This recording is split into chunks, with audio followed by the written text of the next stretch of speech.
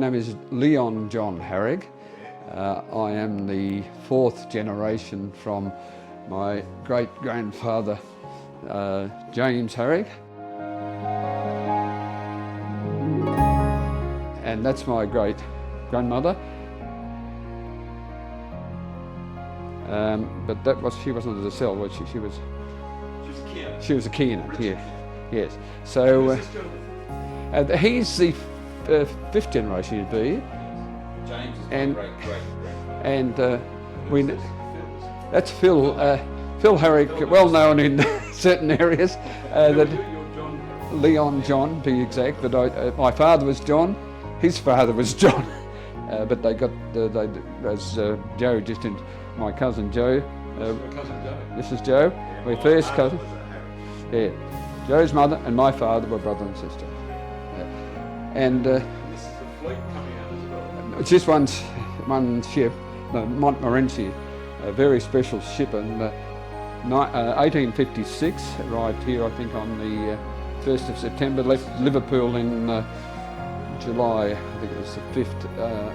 And when it arrived, that photo was actually taken at a later date when it was on the Queensland. The Queensland government had migrants coming out, and this ship was considered one of the best ships in terms of speed and cleanliness and hygiene. Anyhow, but he was on this ship in 1856, and the passenger list up there, which is a little bit hard to read, but he's on that passenger list. The other interesting fact, I suppose, they both came from Ireland.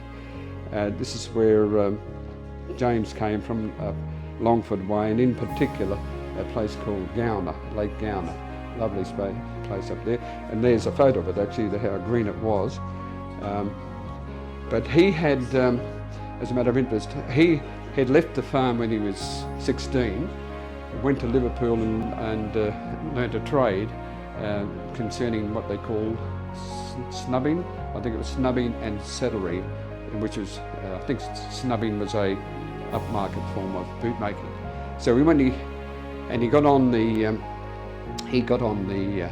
ship in Liverpool, but apparently didn't tell anyone. And that letter over there, his mother wrote, or she had written for him.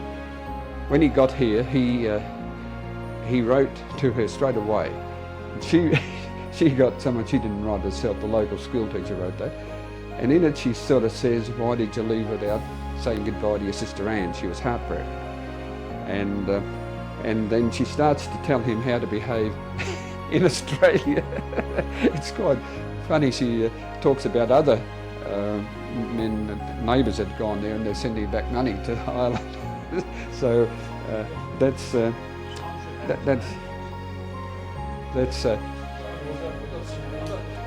Listeners here too. There's a John. John? He's not interested in saying hello. Hi. But that is well worth a read. That's obviously been deciphered from we had the original letter from one of our Joe's and my cousins. We had the original and we translated it out like that. And who are these people? Well, this is a picture we think was taken around. 1903. Yeah, yes, because that's the old lady there, right? She died in 1906. So, and this fella here was the oldest grandchild. She's got her arm around him there, and he was born in 1897. Yeah. So he's about what, 3 or 4 or 5, and then he was followed by Joe's mother, isn't it? My mother. There. Florence Margaret. There, and that's her mother, and on her knee is a second Auntie Eiley, and we 02. See, Joe's got all these things right in his head, and then and this is their wedding of these. That's my grandfather, yours too, isn't it? Yeah. Both our grandfathers and our grandmothers. She was of French descent, as Joe mentioned before. Her father was Leon Dazelle, and that's where I got. Yes, and that's where I. Anyhow, that's now the other person here. Interesting story. That was his sister, Catherine, or better known as Kate, and she married a gentleman here called Edmund or Butler, and that Butler turned out to be Joe's father's uncle. Yeah, that's right. So you got all that. I have trouble remembering The that. Irish, looking after the Irish. Yeah, and this is just a very, very abbreviated. It's sort of to put up the whole family history would have taken the whole cottage wall and the place next door. So I just gave an abbreviated one. This is where it started with these two, and then the only two of the boys married. One was our grandfather, the other was Patrick, and his line, I think, is petered out, so to speak. Yeah, ours is going at the moment. So. Very quickly. First wife died. In short time, and the second one. She did have a son, Tom. Tom.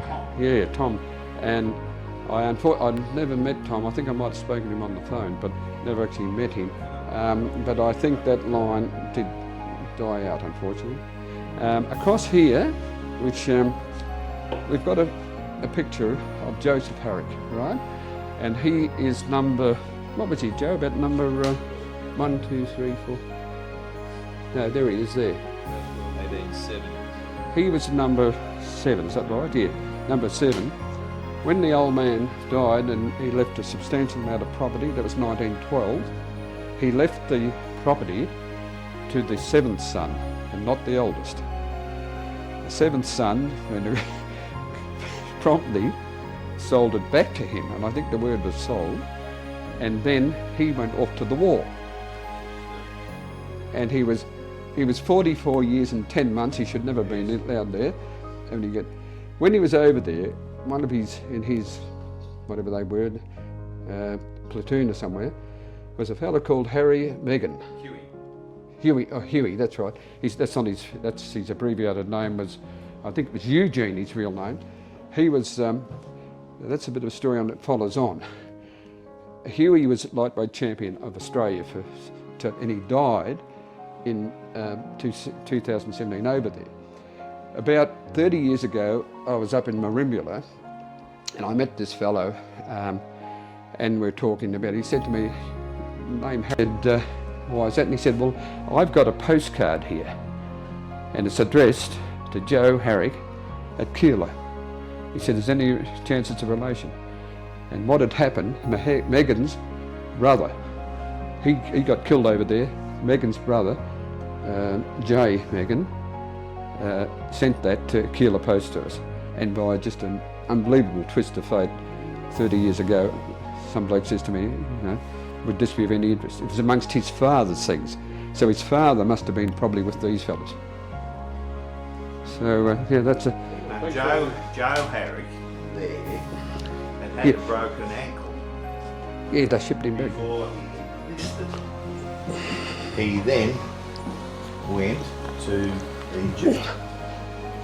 Then they started putting him through his paces and his ankle was playing up a bit. They then sent him to England and put him through more paces and his ankle gave away again. So they sent him back home in 16 or 17, but he was still entitled to a land grant as part of soldier settlement, and it was the land, 640 acres next to the Keilor Cemetery. And I remember going to his funeral in about 1947 or 48. Yeah, it was 47.